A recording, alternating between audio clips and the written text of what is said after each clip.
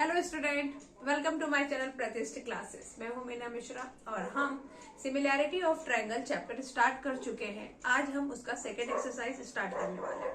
तो similarity of triangle का जो फर्स्ट एक्सरसाइज था उसमें हमने क्या किया था, हमने दो ट्रायंगल को सिमिलर प्रूव किया था, ये सीखा। और उसके बाद हमने ये भी सीखा कि दो ट्रायंगल अगर सिमिलर हैं तो उसकी कुछ प्रॉपर्टी होती है कि दो ट्रायंगल सिमिलर कब होंगे। उसके लिए हमने क्या देखा, एस एस एस प्रॉपर्टी, जिसमें कि कॉरेस्पॉन्डिंग साइड्स अगर कॉरेस्पॉन्डिंग साइड अगर प्रोपोर्शनल है तो वो सिमिलर होगा। एस ए एस प्रॉपर्टी देखा, ए प्रॉपर्टी देखा, ए और ए भी देखा। तो ये सब हम 16A एक्सरसाइज में कर चुके हैं। अगर आपने वीडियो नहीं देखा है तो देख लो, हेल्पफुल होगा। और अब 16B एक्सरसाइज। तो 16B एक्सरसाइज स्टार्ट करने से पहले हमें जो कुछ प्रॉपर्टी वापस पढ़नी पड़ेगी, और वो प्रॉपर्टी बेस्ड है एरियाज ऑफ सिमिलर ट्रायंगल। दो ट्रायंगल सिमिलर है ये तो कंफर्म है, और उनका एरिया, उसकी क्या प्रॉपर्टी है, मतलब दो सिमिलर ट्रायंगल का अगर मैं एरिया फाइंड करूं तो उसके साथ और क्या रिलेटेड होगा, ये हम आज की प्रॉपर्टीज में देखेंगे। और आगे हम क्वेश्चन भी सॉल्व करेंगे 16B के। तो देखो, पहली प्रॉपर्टी क्या है, result on areas of similar triangles. यहाँ प्रॉपर्टी को रिजल्ट लिखा है। First is the areas of two similar triangles are proportional to the squares on their corresponding side. इसका मतलब क्या हुआ कि अभी अगर मेरे पास दो ट्रायंगल है, one is PQR and other triangle can be ABC, और इन दोनों ट्रायंगल की खासियत ये है कि ये दोनों ट्रायंगल सिमिलर हैं, क्योंकि यहाँ लिखा हुआ है areas of two similar triangle. ये जो हम प्रॉपर्टी पढ़ रहे हैं वो सिर्फ और सिर्फ सिमिलर ट्रायंगल के लिए ही वैलिड है, बाकी सबके लिए नहीं। तो दो ट्रायंगल अगर आपके पास सिमिलर है तो इनका जो एरिया है वो किसके प्रोपोर्शनल होगा, कॉरेस्पॉन्डिंग साइड के। मतलब ये प्रॉपर्टी ये है कि area of triangle ABC by area of triangle PQR is equal to, इसका कोई भी एक साइड ले लो, are proportional to the squares on their corresponding side. सिर्फ कॉरेस्पॉन्डिंग साइड के प्रोपोर्शनल नहीं होगा, उसकी स्क्वायर के प्रोपोर्शनल होगा। मतलब AB स्क्वायर, यहाँ मैंने ABC लिया है तो AB स्क्वायर पहले एंड देन PQ स्क्वायर। क्या हुआ, area of triangle ABC by area of triangle PQR is equal to AB square by PQ square. अगर मैं PQ ऊपर और ABC नीचे लिखती तो यहाँ पे भी ये PQ ऊपर और ये AB नीचे आ जाता। अच्छा, ऐसा जरूरी नहीं है कि सिर्फ इस साइड के ही प्रोपोर्शनल होगा, इसके भी होगा। मतलब ये चीज तीनों साइड के लिए हो सकता है। सेकेंड साइड क्या हो सकता है, AC square by PR square and is equal to BC square by QR square. So areas of two similar triangle are proportional to the square of their corresponding side. उसके अलावा यहाँ मैंने ये dash dash dash लगाया क्योंकि बाकी सारी चीजें सेम लिखी हुई है।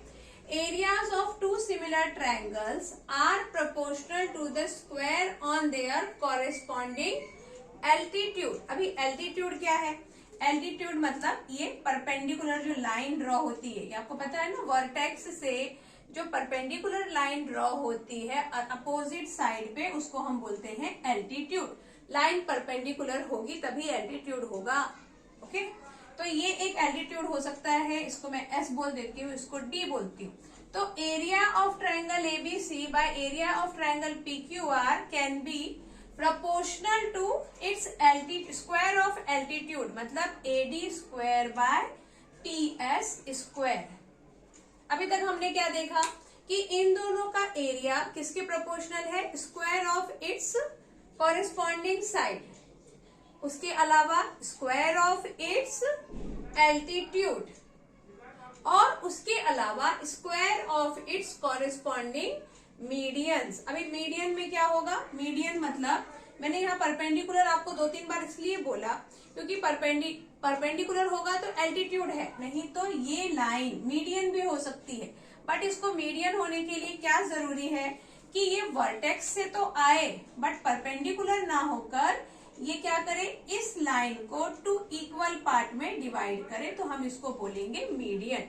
मीडियन टेढ़ा मेढ़ा कैसा भी हो सकता है, जरूरी ये है कि ये BC को 2 इक्वल पार्ट में डिवाइड करना चाहिए। एल्टीट्यूड के लिए ये जरूरी नहीं है। एल्टीट्यूड के लिए जरूरी है कि वो परपेंडिकुलर होना चाहिए, 90 डिग्री का एंगल बनाए, भले डिवाइड करे ना करे इक्वल 2 पार्ट में। ओके, तो next, area of 2 similar triangles are proportional to square of its corresponding median. मतलब ये स्क्वायर किसके, अभी मैंने तो यहाँ पे मीडियन का नाम कुछ और लिख देती हूँ, AE और PT। तो AE square by PT square. तो हमने आज की प्रॉपर्टी में क्या देखा कि areas of 2 similar triangles are proportional to its square of its corresponding side, corresponding altitude and corresponding median. तो यही सारी प्रॉपर्टी को यूज करके हम एक्सरसाइज 16 भी स्टार्ट करते हैं।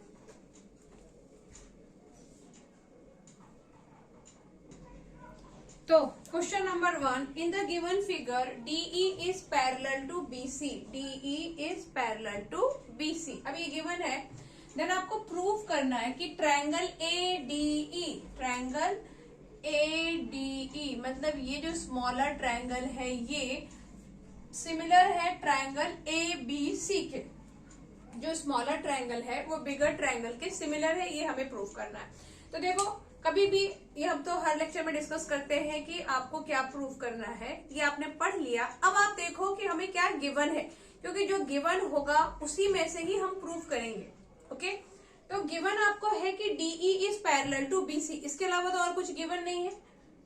देखो, इसके अलावा कुछ भी नहीं है हमारे पास। DE इज पैरेलल BC मतलब जो भी हमें निकलेगा उस पैरेलल से ही निकलेगा।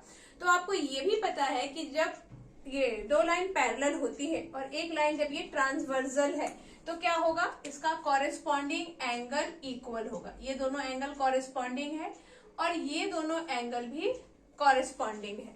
ऐसा क्यों है, क्योंकि ये लाइन और ये लाइन इन्होंने बोल दिया है पैरेलल है। तो 2 पैरेलल लाइन और ये एक ट्रांसवर्सल लाइन, ये जिनको याद नहीं है वो कुछ ऐसा है, देख लो, ये ट्रांसवर्सल लाइन होता है तो ये कॉरेस्पॉन्डिंग एंगल होता है। कॉरेस्पॉन्डिंग एंगल मतलब जिसका डायरेक्शन एक ही साइड में हो। देखो, दोनों का डायरेक्शन सेम है तो इसको हम बोलेंगे कॉरेस्पॉन्डिंग एंगल और ये इक्वल होते हैं। सिमिलरली ये साइड भी ये कॉरेस्पॉन्डिंग एंगल इक्वल होगा। उसके अलावा एक कॉरेस्पॉन्डिंग एंगल का पेयर ये भी है तो ये भी इक्वल होगा। फिलहाल हमें इसकी जरूरत नहीं है हमारे क्वेश्चन में, ये बस मैं आपको ऐसे बताने के लिए बता रही हूँ कि कॉरेस्पॉन्डिंग एंगल मतलब जिसका साइड एक ही डायरेक्शन में हो। ओके, तो ट्रायंगल ADE और ABC में ये और ये कॉरेस्पॉन्डिंग है, ये और ये कॉरेस्पॉन्डिंग है। तो कॉरेस्पॉन्डिंग एंगल होने की वजह से वो दोनों एंगल इक्वल होंगे। तो by AA axiom we can say ADE is similar to ABC। अब इसको लिखेंगे कैसे, तो हम लिखना देखते हैं। लिखने के लिए आपको क्या करना है, पहले जो गिवन है वो लिख दो। क्वेश्चन नंबर 1 फर्स्ट पार्ट हम सॉल्व कर रहे हैं। हम क्या लिखेंगे, DE is parallel to BC, it is given. और ये आपको मेंशन करना बहुत जरूरी है। कोई भी चीज जब हम लिखते हैं तो उसका रीजन हम जरूर लिखते हैं, ये आपको भूलना नहीं है। DE is parallel to BC, therefore angle ADE is equal to angle ABC। और इसका रीजन क्या है, कॉरेस्पॉन्डिंग एंगल। यहाँ पे लिख दो कॉरेस्पॉन्डिंग एंगल्स। और फिर एक और angle, angle AED is equal to angle ACB and its reason is also same, corresponding angle, corresponding angles. अब ये दोनों एंगल इक्वल है तो हम क्या बोल सकते हैं, therefore triangle ADE is similar triangle ABC। और रीजन क्या है, AA एक्सिम्स। AA एक्सिम में हमने क्या पढ़ा था कि अगर दो ट्रायंगल सिमिलर है, दो एंगल सिमिलर है, या दो एंगल अगर इक्वल है तो हम बोल सकते हैं कि वो दोनों ट्रायंगल सिमिलर हो जाएंगे। तो हमारा फर्स्ट पार्ट जो है इसका क्वेश्चन ये हमारा प्रूव हो गया।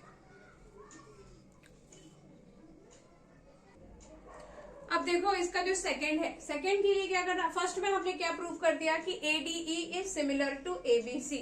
दो ट्रायंगल अगर सिमिलर होंगे तो उनका जो कॉरेस्पॉन्डिंग साइड का रेशो है वो भी क्या होगा, प्रोपोर्शनल होगा। रेशो प्रोपोर्शनल होने का मतलब ये होता है कि रेशो इक्वल होगा। ओके, तो अब आपको क्या प्रूव करना है, गिवन दैट, यहाँ कुछ प्रूफ नहीं करना, फाइंड करना है। Given that AD is 1/2 of DB, now calculate DE if BC is given. तो पहले आपको जो गिवन है वहां से स्टार्ट करते हैं। AD is equal to 1/2 of DB और मुझे DE फाइंड करना है और BC गिवन है 4.5 सेंटीमीटर। तो यहाँ इस तरह से चीजें दी हुई हैं और सिमिलैरिटी की बात हो रही है, तो ऐसे तो काम चलेगा नहीं। इसको हमें किस फॉर्म में लिखना पड़ेगा, ऐसा फ्रैक्शन के फॉर्म में, मतलब ये इस तरह से यहाँ AD/DB, क्योंकि हम जो भी साइड का पढ़ते हैं वो साइड का हम रेशो पढ़ते हैं। कभी भी साइड इस तरह से होगा तो सिमिलैरिटी में उसका कोई यूज नहीं होगा, उसको किस फॉर्म में लिखना होगा, इस फॉर्म में। तो AD/DB जब हमने लिखा तो हमने क्या देखा कि ये जो DB है वो यहाँ आ गया, so it is equal to 1/2। मतलब मुझे ये पता चल गया कि ये AD और ये DB, AD और DB किसके इक्वल है, 1/2 के इक्वल है।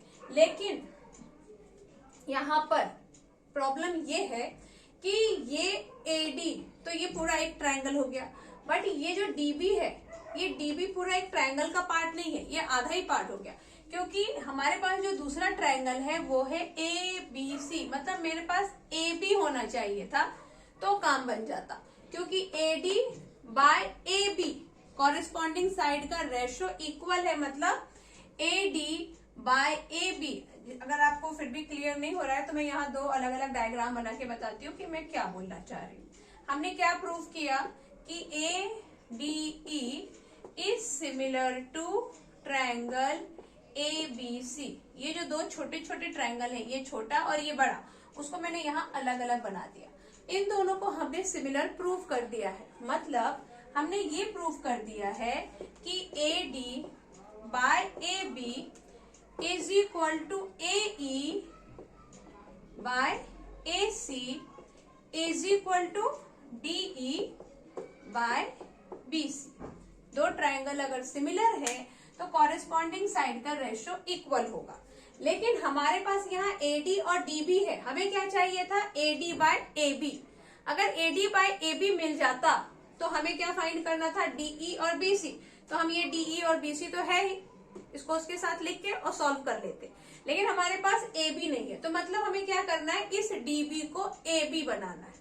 अब इस DB को AB कैसे बनाए, तो ये DB में अगर मैं ये AD को ऐड कर दूं तो ये DB क्या बन जाएगा, AB बन जाएगा।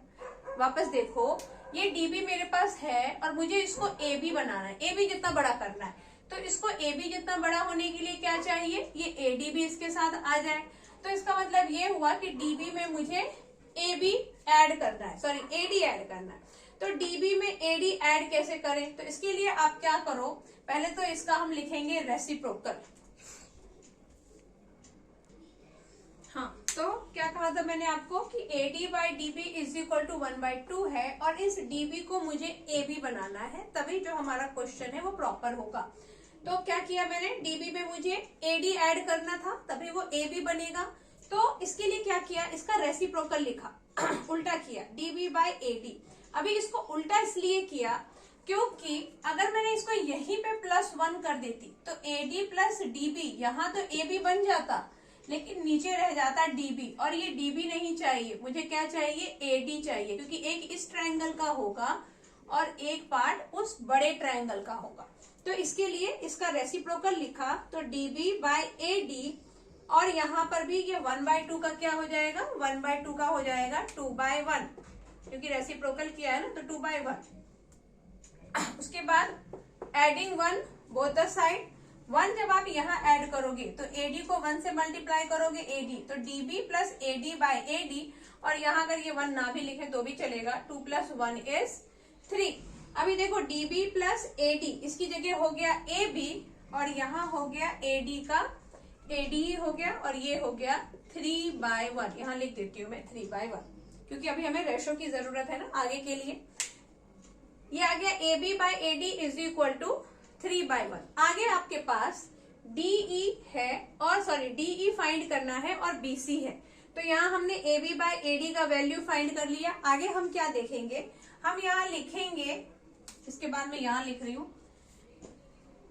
In triangle ADE and triangle ABC।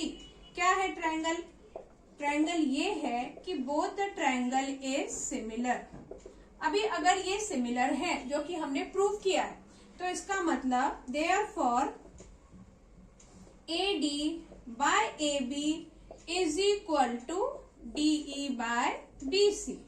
हमने सिर्फ दो ही साइड लिया है क्योंकि एक साइड हमारे पास है और दूसरा साइड हमें फाइंड करना है, तो इसके लिए हमने दो ही साइड का रेशो लिया है।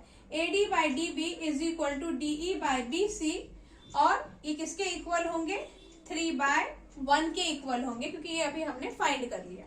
अब यहाँ पर ये DE और BC को देख लो, बस इसको तो हटा दो। DE बाय B, ये तीनों आपस में इक्वल है, मतलब ये DE और BC का जो रेशो होगा वो भी किसके इक्वल होगा? 3/1 के इक्वल होगा, क्योंकि कॉरेस्पॉन्डिंग साइड का रेशो इक्वल होता है जब दो ट्रायंगल सिमिलर होते हैं। तो इस तरह से ये आ गया। अब इसके आगे हम क्या करेंगे, इसके आगे का पार्ट मैं यहां कर देती हूँ। DE आपको फाइंड करना है और BC is given, BC is 4.5 is equal to 3/1। Cross multiply कर दो तो क्या हो जाएगा? इसके बाद यहां देख लो, DE is equal to 4.5 into 3 5 15 and 3 4 12 और 1 13.5। तो DE का वैल्यू कितना आ गया? 13.5।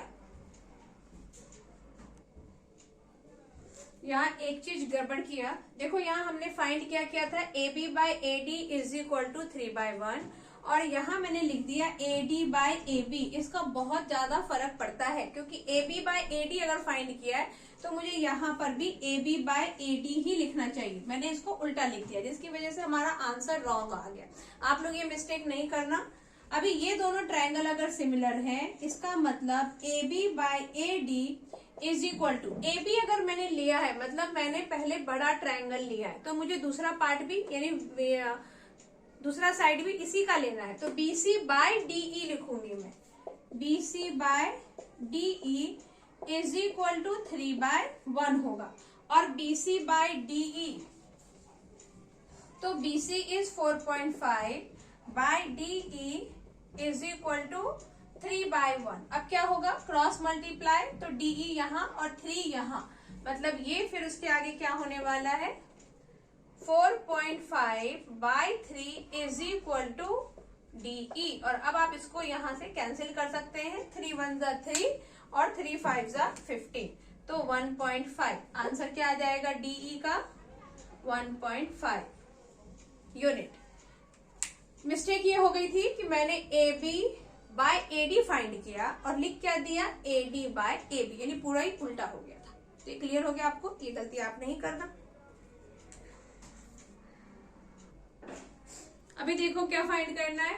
रेशो किसका? एरिया ऑफ ट्रायंगल ADE जिसको और ABC, इन दोनों को ऑलरेडी हम सिमिलर प्रूव कर चुके हैं। तो यहाँ पर area of two similar triangle का प्रॉपर्टी लग जाएगा कि area of two similar triangle. अच्छा, यहाँ हमने देखा था अभी प्रॉपर्टी कि सिमिलर ट्रायंगल का जो एरिया होता है वो कॉरेस्पॉन्डिंग साइड के स्क्वायर के भी इक्वल होता है, एल्टीट्यूड के भी स्क्वायर के इक्वल होता है, मीडियन के भी।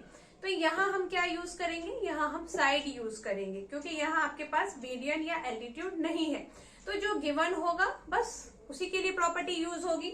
अब यहाँ पर फाइंड करना है तो हम क्या लिख सकते हैं कि area of triangle ADE by area of triangle ABC is equal to DE square. ऊपर क्या लिखा है? पहले ADE लिखा है, ADE मतलब पहले हम इसका साइड लिखेंगे, DE square by BC square. अभी हमने DE 1.5 फाइंड किया और ये 4.5 तो गिवन था। इसके अलावा आप AD by AB, AD square by AB square भी ले सकते हो, लेकिन मैंने DE का वैल्यू लिख रखा था तो इसलिए मैं DE स्क्वायर और BC स्क्वायर ले ली। तो क्या लिखेंगे सोल्यूशन में? Area of triangle ADE by area of triangle ABC is equal to DE square by BC square. ये बहुत ध्यान रखना कि अगर यहाँ ADE है तो DE लिखेंगे, ABC है तो BC लिखेंगे। इसको उल्टा नहीं करना जैसे मैंने अभी इससे पहले के क्वेश्चन में गड़बड़ किया था। Now substitute the value. DE क्या है 1.5 का स्क्वायर बाय 4.5 का स्क्वायर हो गया है। अब इसका एक तरीका तो ये है कि आप इन दोनों को स्क्वायर कर दो, मल्टीप्लाई कर दो, लेकिन उससे अच्छा ये है कि आप इसको कैंसिलेशन में ले जाओ पहले। 1.5 एंड 4.5 तो क्या कर सकते हैं, अच्छा दोनों के पास स्क्वायर है तो हम इसको ऐसा भी लिख सकते हैं 1.5 बाय 4.5 का होल स्क्वायर। ये आपने प्रॉपर्टी पढ़ी होगी। वो प्रॉपर्टी क्या थी कि अगर m square by n square है तो आप इसको m बाय n का होल स्क्वायर भी लिख सकते हैं। ये एक प्रॉपर्टी है, उसके बेस पे मैंने इसको ऐसा लिख दिया। अब ये डेसिमल से डेसिमल कैंसिल, क्योंकि डेसिमल के बाद 1 डिजिट, डेसिमल के बाद 1 डिजिट, तो ये कैंसिल हो गए। अब आप इसको कैंसिल कर दो 15 और 45 को। 15 1 जा 15, 15 3 जा 45 होता है। 15 1 जा 15 3 जा मतलब ये आ गया 1/3 का होल स्क्वायर, मतलब 1/3 3 जा 9। तो इन दोनों के एरिया का रेशो क्या हो जाएगा 1/9। अब क्वेश्चन नंबर 3 फर्स्ट का थर्ड पार्ट। एरिया आपको क्या किसका रेशो फाइंड करना है, area of triangle ADE by trapezium BCED। Area of trapezium BCED, तो यहाँ हमें ट्रेपेजियम के एरिया का फॉर्मूला नहीं लगाना है, जो गिवन है उससे ही हम काम चलाएंगे। तो कैसे काम चलाएंगे, अब देखो ये जो ट्रेपेजियम है ये कैसे बन रहा है।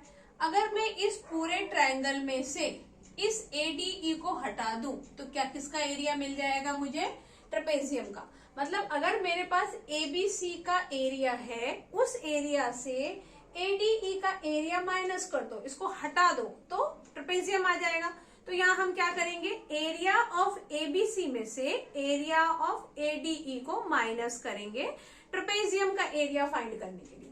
तो इसके लिए आपको लिखना पड़ेगा पहले area of triangle ABC by area of triangle ADE, और ये हमने अभी फाइंड किया था, लेकिन हमने इसका उल्टा फाइंड किया था।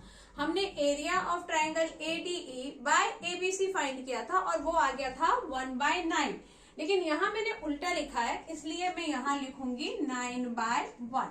अच्छा 9/1 लिखना बहुत ज्यादा जरूरी नहीं है, आप सीधे 9 भी लिख सकते हैं, लेकिन वो रेशो चल रहा था तो मैंने लिख दिया। ओके 9 लिख दो। अब सवाल ये उठता है कि इसको उल्टा करने की जरूरत क्या पड़ी। हम ADE बाय ABC भी ले सकते थे, लेकिन अगर हम मैंने क्या कहा कि ABC में से इस ADE को माइनस करना है, तो आप जो सोच रहे हैं कि उल्टा भी ले सकते थे वो भी एक हद तक सही है। चलो यहाँ देख लेते हैं कि अगर हम इसको उल्टा लेते तो क्या होता। हमने ले लिया area of triangle ADE by area of triangle ABC, और मैं जैसा कि बोल रही हूं कि माइनस करना है तो हमने यहां से 1 माइनस भी कर दिया। जब हमें प्लस करना होता है, कोई और साइड मुझे ऐड करना है तो मैं +1 करती हूँ, जैसे इससे पहले के क्वेश्चन में किया था। यहाँ मुझे उस एरिया को हटाना है तो -1 करना पड़ेगा।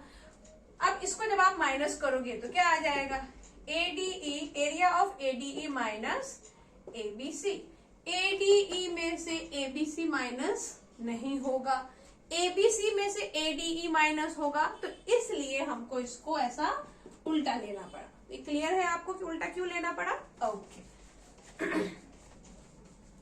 अब देखो वही सेम प्रोसीजर जो वहां पे किया है, मुझे यहां से कुछ माइनस करना है तो मैं क्या करूंगी, -1। Triangle ADE -1 is equal to 9 - 1। अब इसको 1 से मल्टीप्लाई तो करना ही पड़ेगा, ये आपको पता है कि फ्रैक्शन हम ऐसे ही सॉल्व करते हैं। Minus area of triangle ADE और by denominator area of triangle ADE, और यहाँ माइनस होके ये हो गया 8। अब एरिया ऑफ ABC में से जब मैं एरिया ऑफ ADE माइनस कर दूंगी तो मुझे कुछ ज्यादा मिलेगा नहीं, मुझे मिल जाएगा ट्रेपेजियम। तो मैं यहां लिख देती हूं एरिया ऑफ ट्रेपेजियम BCED मिल जाना है मुझे by area of triangle ADE is equal to क्या था 8/1। लेकिन ये मुझे ऐसा उल्टे में पूछा है, ADE ऊपर ट्रेपेजियम नीचे, मेरा ट्रेपेजियम ऊपर ADE नीचे, तो फिर इसका रेसिप्रोकल कर दो जैसा क्वेश्चन पूछा है। तो बस लिख दो area of triangle ADE by area of trapezium BCED is equal to, अब ये उल्टा हुआ है तो ये भी उल्टा होगा 1/8।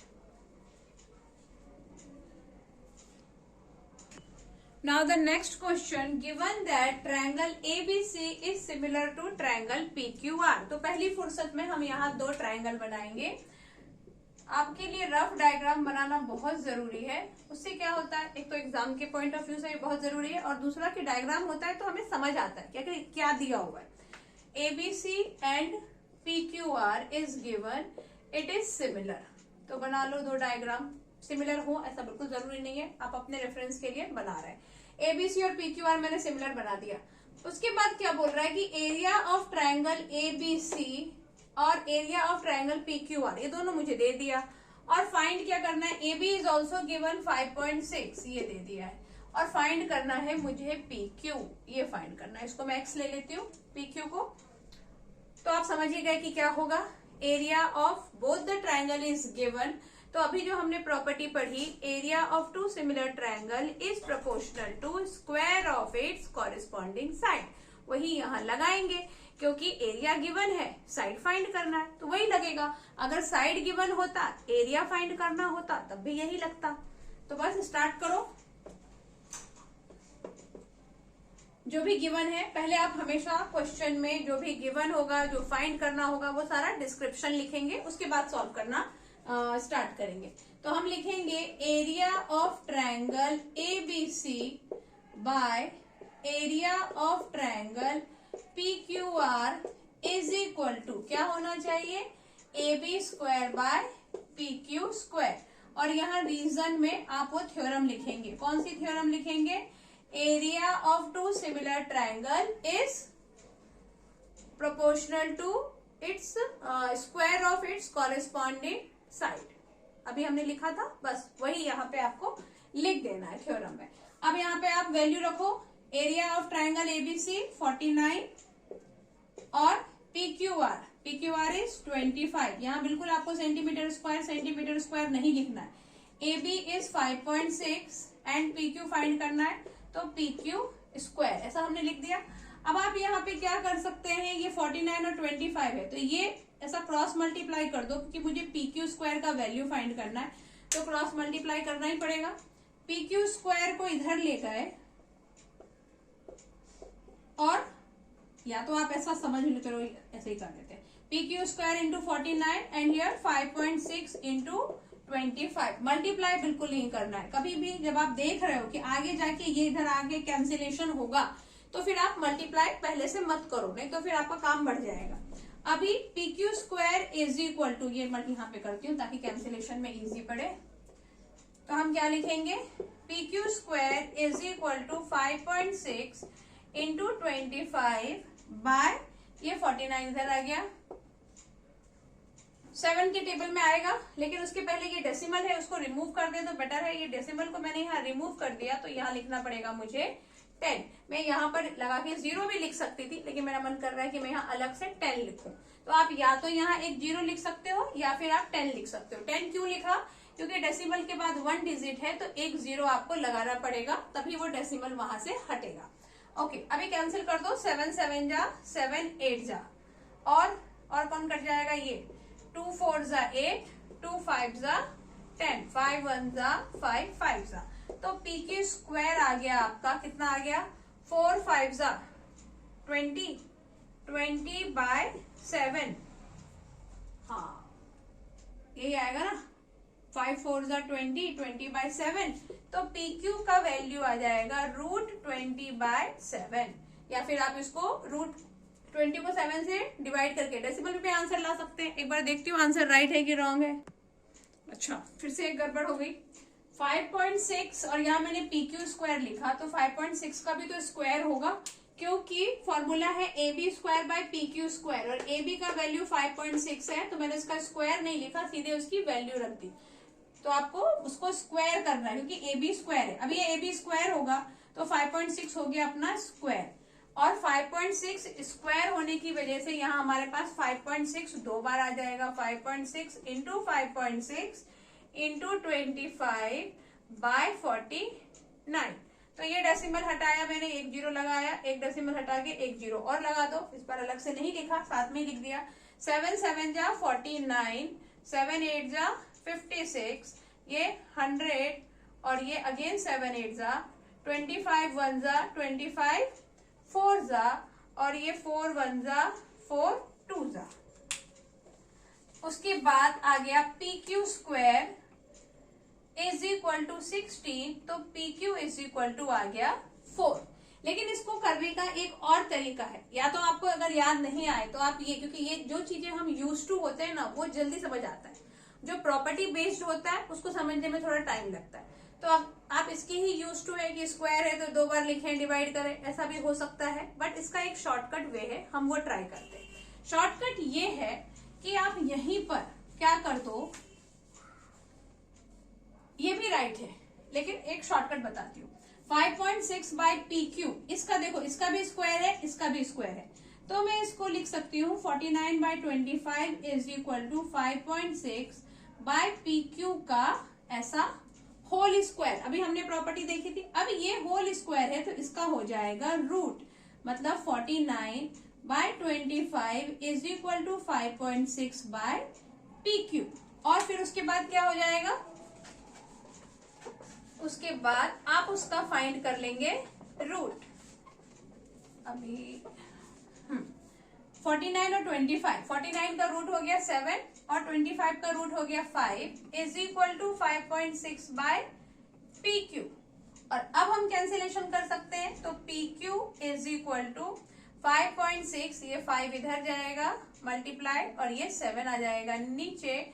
7 8 जा, वापस ये डेसिमल हटा के यहाँ लगा दो 0, ये 10, 7 8 जा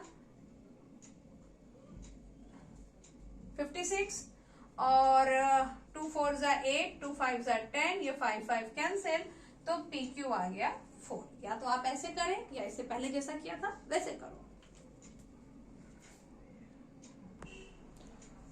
सेकंड, एरिया ऑफ, ये भी उसकी जैसा ही है जैसा हमने इससे पहले का क्वेश्चन किया था। तो area of triangle ABC is 28 square centimetre and area of triangle PQR is 63 square centimetre. PR is also given, now find AC. तो पहले तो हम डायग्राम बना लें कि किस टाइप से इन्होंने हमको दिया हुआ है। ये हमारा हो गया ABC, triangle ABC and other triangle is PQR. अभी इसमें इन्होंने हमें दोनों का एरिया दे रखा है और पीआर दे रखा है। पीआर 8.4 सेंटीमीटर और आपको एसी फाइंड करना है, मतलब ये वाला साइड फाइंड करना है। बिल्कुल उसी की जैसा है क्योंकि तीनों साइड के, मतलब जो कॉरेस्पॉन्डिंग जो उसके 3 साइड है, तीनों के ही स्क्वायर के प्रोपोर्शनल होता है। तो हम यहाँ सब कुछ जो हमें गिवन है वो लिखेंगे और उसके बाद हम लिखेंगे area of triangle ABC by area of triangle PQR is equal to PR। ABC लिखा है तो पहले AC लिखो, AC square by PR square. ठीक है, ABC लिखा है तो AC, PQR उसके नीचे लिखा है तो PR स्क्वायर। और रीजन में यहाँ पे थ्योरम क्या लिखेंगे, एरिया ऑफ, जो इससे पहले लिखा था, two similar triangle, area of two similar triangle is proportional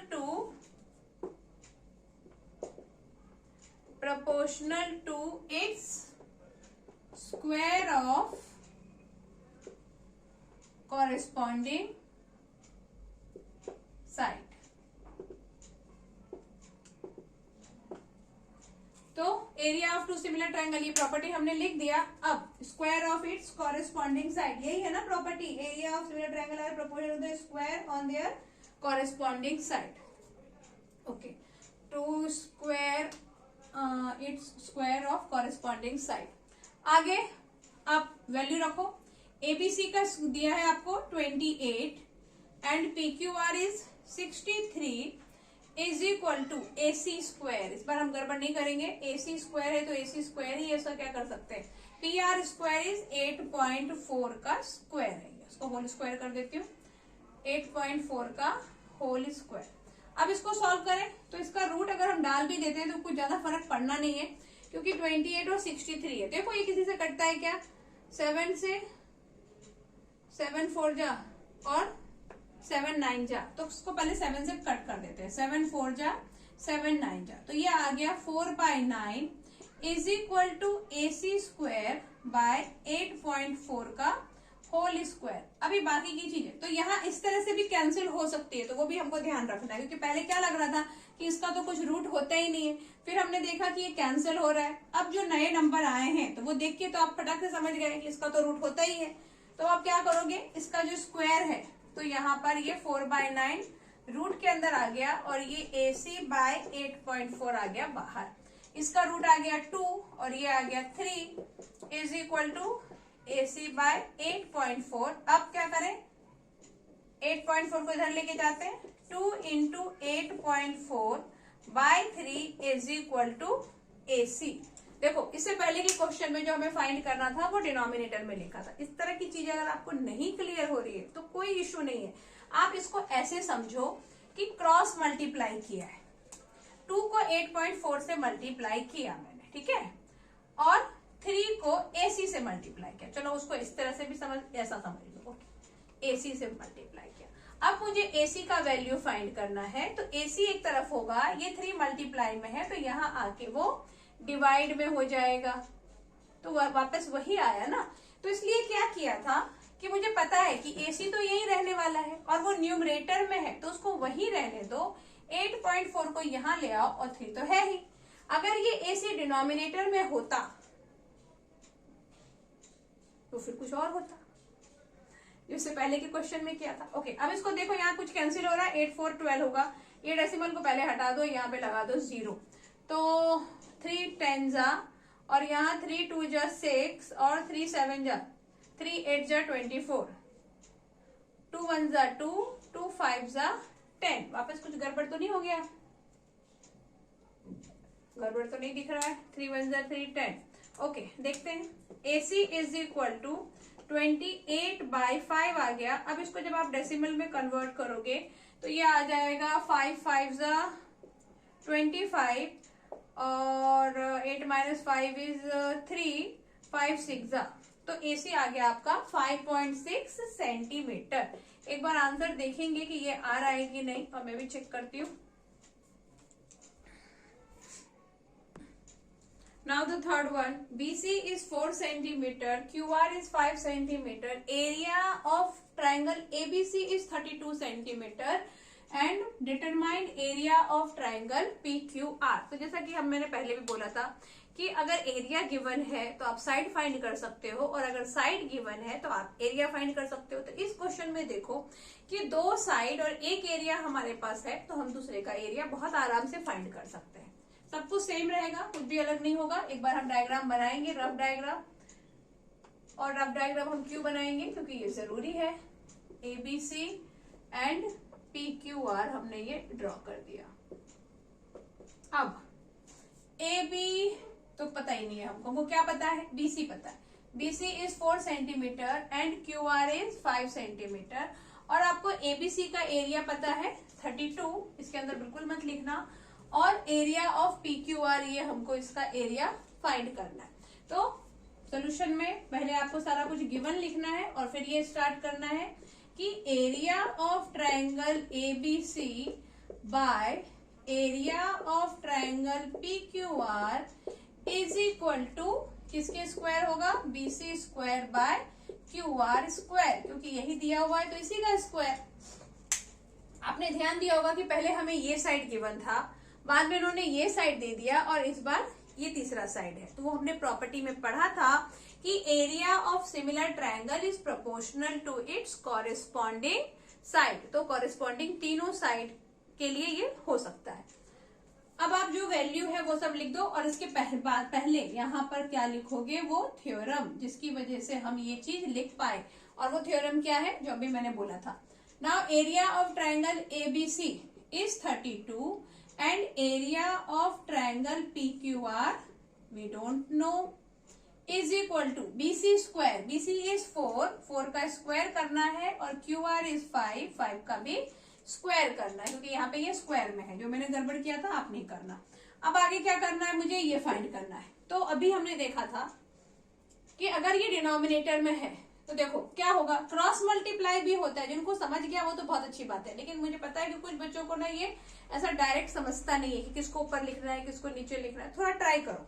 क्या करना है, देखो ये क्रॉस मल्टीप्लाई, ये डिनोमिनेटर में है। अगर ये ऊपर होता तो टेंशन नहीं, लेकिन ये नीचे है तो क्या करोगे आप, ये 32 है और ये 5 स्क्वायर इधर आ गया, ये 4 स्क्वायर आ जाएगा इसकी प्लेस पे, और ये चला जाएगा इधर। तो क्या आ गया ऊपर न्यूमरेटर के प्लेस पे, काम खत्म। क्लियर है, ये क्रॉस मल्टीप्लाई हुआ तो ये इधर आ गया क्रॉस मल्टीप्लाई, और ये चीज इधर आ गई और ये उधर आ गई। मतलब हमने एक लाइन नहीं लिखा दिस मल्टीप्लाई बाय दिस, ये लाइन हमने नहीं लिखा। लेकिन आप समझ गए ना कि अगर ये मल्टीप्लाई बाय ये मैं यहाँ लिखती भी तो 4 नीचे ही आने वाला था ना, क्योंकि वो उसके साथ मल्टीप्लाई में है, तो यहाँ आके वो डिवाइड में हो जाएगा। अच्छा 4 दो बार लिख देती हूँ क्योंकि कैंसिल करना है। 4 1 जा 4, 4 8 जा 32, और 1 4 1 जा 4, 4 2 जा 8। तो 2 और 5 स्क्वायर है, तो 5 स्क्वायर मीन्स 25, 25 2 जा 50। तो 50 square centimetre is equal to area of triangle PQR।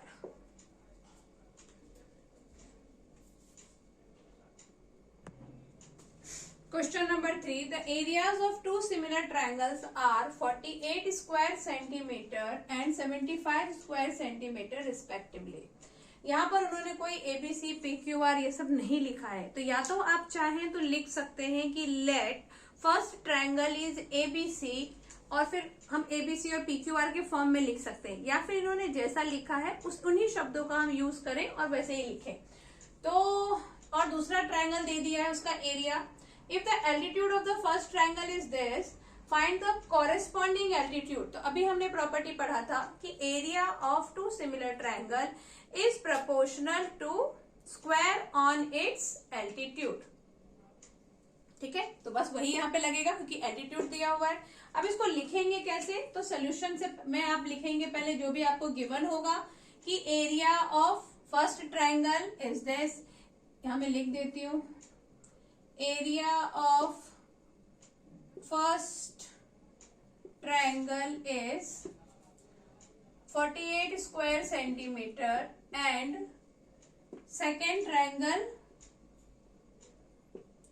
second triangle is 75 square centimetre. उसके बाद altitude of first triangle is 3.6 centimetre. अब यहाँ पे हमको x लेना पड़ेगा, नहीं तो जहां पे भी वो सेकेंड ट्रायंगल का एल्टीट्यूड आएगा वहां पे लिखना पड़ेगा एल्टीट्यूड ऑफ सेकेंड ट्रायंगल। तो या तो आप इतना बड़ा लिखो या फिर x लिखो। तो x लिखना है तो वो यहाँ पे हमें मेंशन करना पड़ेगा कि and altitude of second triangle is x centimetre. Unit बहुत जरूरी है यहाँ पर। रेशो में हम कभी भी यूनिट नहीं लिखते हैं, ठीक है, ये आप याद रखो। तो अब आगे, since area of first triangle by area of second triangle, इसका रेशो किसकी प्रोपोर्शनल होगा, is equal to 3.6 whole square by X square. ये फर्स्ट ट्रायंगल का साइड था ना, if the altitude of first triangle, हाँ ये फर्स्ट ट्रायंगल था, उसको फर्स्ट के साथ लिखा। फर्स्ट के साथ लिखा है कि नहीं, area of two similar triangle are 48 and 75 respectively. Respectively का मतलब क्या होता है कि ये फर्स्ट का दिया हुआ है, ये सेकेंड का दिया हुआ है। ओके, नाउ अभी ये गिवन था सब वैल्यू, तो वैल्यू यहाँ पे सब्स्टिट्यूट कर दो। 48 and second is 75 is equal to 3.6 by x का होल स्क्वायर। अब इसको देखो कुछ कैंसिल होता है क्या? 5 5 10 और 12 और 8 4 12, 3 से कैंसिल हो जाएगा। 3 से कर दो, 3 1 जा 3, 3 6 जा 18 और यहाँ पे 3 2 जा 6, 3 5 जा 15। वापस मैजिक 16 by 25। इसके पहले जो दिख रहा था लग रहा था इसका तो रूट आएगा नहीं, पता नहीं क्या करेंगे, लेकिन जब हमने कैंसिल किया तो फिर समझ लो भगवान मिल गए कि रूट आप फाइंड हो सकता है इसका। तब आप लिखोगे 16 by 25 root is equal to 3.6 by x। अच्छा, ये यहाँ जो मैंने 3 से कट किया है तो आप सबको डिविजिबिलिटी रूल जरूर पता होगा कि 3 का डिविजिबिलिटी रूल क्या होता है। कि आप, मुझे कैसे पता चला कि 3 से जाएगा? देखो 2 से तो जाना नहीं था इसको क्योंकि यहाँ 5 है, इतना तो 2 का तो सबको ही पता होता है। 3 का जिनको नहीं मालूम है उनके लिए फटाफट बता देती हूँ कि 3 का रूल ये है कि अगर आप डिजिट को ऐड करते हो, जिनको कैंसिल करना है, ऐड करने के बाद जो आंसर आता है वो अगर 3 के टेबल में है या 3 का मल्टीपल है या 3 से डिविजिबल है तो इसका मतलब वो नंबर 3 से डिविजिबल होगा। जैसे 8 + 4 is 12 divisible by 3, 7 + 5 is 12 it is also divisible by 3। तो इसका मतलब ये दोनों भी 3 से डिविजिबल होंगे। तो बस वही किया है यहाँ पर। अब ये आ गया 4 5 is equal to 3.6 by x।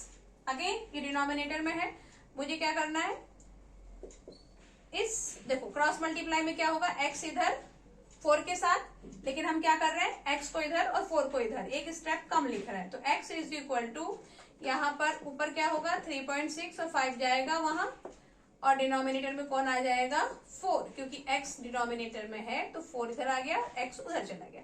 अब इसको कैंसिल कर दो, उसके पहले यहाँ 0 लगा दो क्योंकि डेसिमल हटाना है यहाँ पे। 4 10 जा 4 8 जा 4 9 जा 4 9 जा 36 है ना, और यहाँ पर 5 1 जा 5 2 जा, तो x आ गया आपका 9/2, और अगर डेसिमल में कन्वर्ट करेंगे तो 2 4 जा 8 2 5 जा 10 4.5 सेंटीमीटर। मतलब सेकेंड एल्टीट्यूड जो होगा वो क्या होगा 4.5 centimetre. Now question number 4, in the given figure AB is perpendicular on BC। अभी perpendicular वर्ड यूज हुआ है, मतलब 90 डिग्री का एंगल बनेगा, ये हमको याद रखना है। ओके, और ये जो डिजाइन है ये किसके लिए बनता है हमेशा, 90 डिग्री एंगल के लिए। ओके, तो और DE is also perpendicular on BC if AB is 9 centimetre, यहाँ ये आपको गिवन है 9 सेंटीमीटर, DE is 3 सेंटीमीटर और AC is 24 सेंटीमीटर। ये पूरा आपके पास है 24। तो कैलकुलेट करना है AD, दैट इज X। तो क्या करें, AD कैलकुलेट करना है। ओके, और यहाँ पर मेरे पास ये है और ये है और ये पूरा है, और उसके अलावा और क्या है, और DE 3 सेंटीमीटर है। तो क्या कर सकते हैं, मुझे AD फाइंड करना है। AC पूरा पता है लेकिन फिर मुझे DC नहीं पता। यहाँ अगर मैं ट्रायंगल लेती हूँ ABC, एक तो ये ट्रायंगल दिख रहा है और एक ट्रायंगल दिख रहा है DEC, तो क्या हम इसको सिमिलर प्रूव कर सकते हैं? इसको सिमिलर प्रूव करने से क्या होगा कि कॉरेस्पॉन्डिंग साइड का रेशो इक्वल होता है। ठीक है, अभी मुझे एक्चुअली फाइंड क्या करना है, मेरे पास AC है और मुझे AD फाइंड करना है। तो अब देखो आप, अगर मेरे पास AC है और मेरे पास अगर DC भी होता तो इस AC में से मैं इस DC को माइनस कर देती तो मुझे ये AD मिल जाता। ये तरीका है AD को फाइंड करने का, क्योंकि ये किसी ट्रायंगल का पार्ट तो है नहीं। अगर ये यहाँ होता तो इतना माथा फोड़ी की हमको जरूरत नहीं होती, फिर तो हम आराम से क्या करते, कुछ नहीं करते। मतलब जो एक लास्ट स्टेप हम इसमें करेंगे वो नहीं करते, बताऊंगी मैं कौन सा लास्ट स्टेप। तो फिलहाल आपको क्या करना है, ये AC पूरा पता है और ये DC नहीं पता। तो DC को अगर हम पता कर लें तो DC में AC में से DC को माइनस कर लें तो AD मिल जाए। तो DC को कैसे पता करें, तो इसके लिए क्या है कि ये अभी ABC आपको गिवन है और ये DEC है, इन दोनों ट्रायंगल को अगर सिमिलर प्रूव कर देते हैं तो सिमिलर प्रूव करने से क्या होगा, कॉरेस्पॉन्डिंग साइड का रेशो इक्वल होता है।